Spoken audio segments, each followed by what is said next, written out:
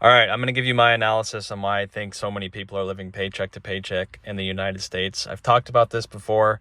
I think it's around 70 to 75% of people that claim to be living paycheck to paycheck in the United States. And that seems believable to me. I know people that make even $100,000 or more just because of where they live or the cost of living. They don't really get to save much, even if they make what a lot of people would consider to be a pretty solid income. 100,000 just isn't the same as it used to be. The purchasing power has gone down. Inflation has really hit consumers all across the board, but it really, really negatively impacts people at the bottom.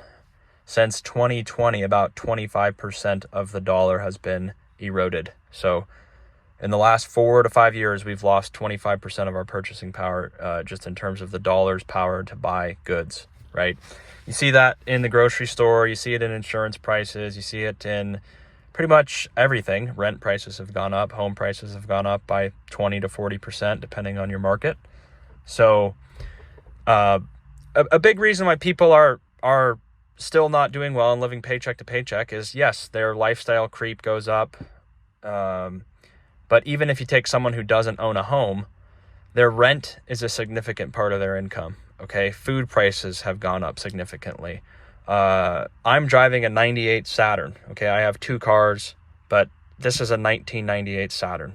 Okay, and most people don't want to drive this car. This car costs $900, which is nothing.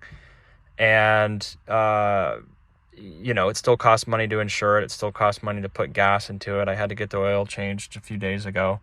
So there's still maintenance costs that go along with operating a vehicle.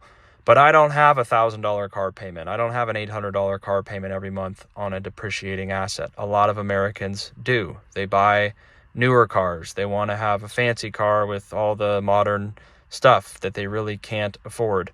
They're renting an apartment potentially by themselves when they could be renting it with a roommate or living in an older type of building. But I agree, the rent prices are insane. If you're a normal person, the rent price is going to eat up a decent chunk of your income. In a lot of cases, sometimes it's up to 40 or 50% of someone's after-tax income is going right towards their housing costs. So housing costs have gone up. Incomes have not really kept up with the rate of inflation. And that is really the problem. So your average person that's working a normal job, trading their time for money, has less and less disposable income. A higher and higher percentage of their income has to go towards paying the basics of living, of having a place to rent, of having basic transportation, and of eating, right? Of making sure that you have enough food to eat.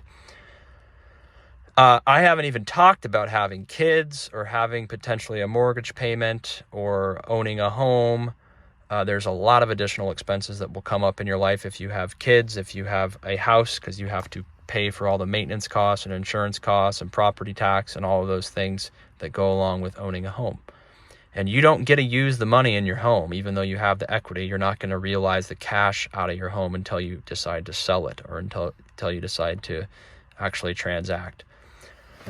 So that's kind of my opinion on why I think so many people are paycheck to paycheck. The workers kind of been screwed. Labor has been undervalued for a long time. People value money and capital and investors more than they value sweat equity. So the normal worker is falling further and further behind because the currency that we have gets devalued. And so you're working and trading your time for a piece of paper in the US dollar that continues to lose its purchasing power.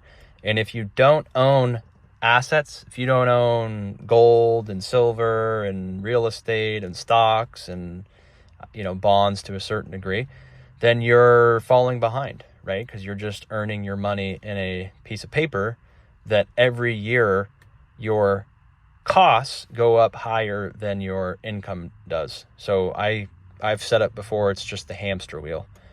A lot of Americans and a lot of other people for that matter, they are on the hamster wheel where they really can't get ahead, even if they're working, full time, maybe they're working overtime. Their money is just not going to allow them to enter into the asset class of society. Now, some people can. If you're very, very diligent and you're a minimalist and you avoid basically doing anything fun in your life for years, you could probably enter into that asset class. But that's what it's going to take. If you want to go on vacation, you want to eat at restaurants, and you want to have a newer car, and you want to buy newer furniture, and you want to live in a decent place and rent a newer style apartment, you're going to be paycheck to paycheck, unless you just have a really, really great income. But if you have an average income and your lifestyle is, basically you want to have kind of nicer things, you're not going to be able to get away from living paycheck to paycheck, and you're probably never going to own anything. So that would be my advice to people, is to, try to be more of a minimalist. Try to save what you do earn, even if you don't earn a lot. It's like, where can I cut out some of the expenses? I think everyone should still have fun and still do the stuff they want to do. But if you have a goal of wanting to be into the asset class of society, it's going to require a lot of sacrifice, or you're going to have to make a absolutely killer income. If you're making $200,000, $300,000 a year, you can afford to do, you can still have fun and afford a nicer place and eat at restaurants and go on vacations and do all that stuff. And you'll still have enough money to save for retirement and, probably put aside for a house and all that stuff. But if you're making 100,000 or around 100,000 in a lot of areas in the country, and a lot of people make way less than 100,000, it's going to be a little bit difficult after taxes and after just the basic expenses of existing. You're going to be you're going to be stretched pretty thin. And that's why I'm not that surprised when it says like 75% of people are paycheck to paycheck, because they don't adequately budget for anything. And then they pretty much spend such a high percentage, or 100% of what they earn. And a lot of people are in credit card debt, so they're actually spending more than they earn.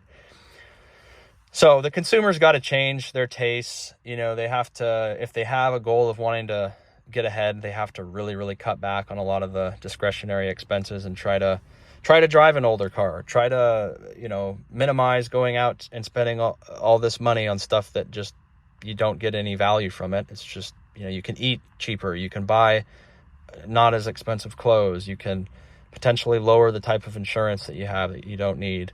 There's things like that you can do where you can save money. So you guys let me know what you think on it, and you can subscribe if you want. I'm driving the $900 Saturn around, and I'm going to go to the gym. We'll see you on the next one. Take care.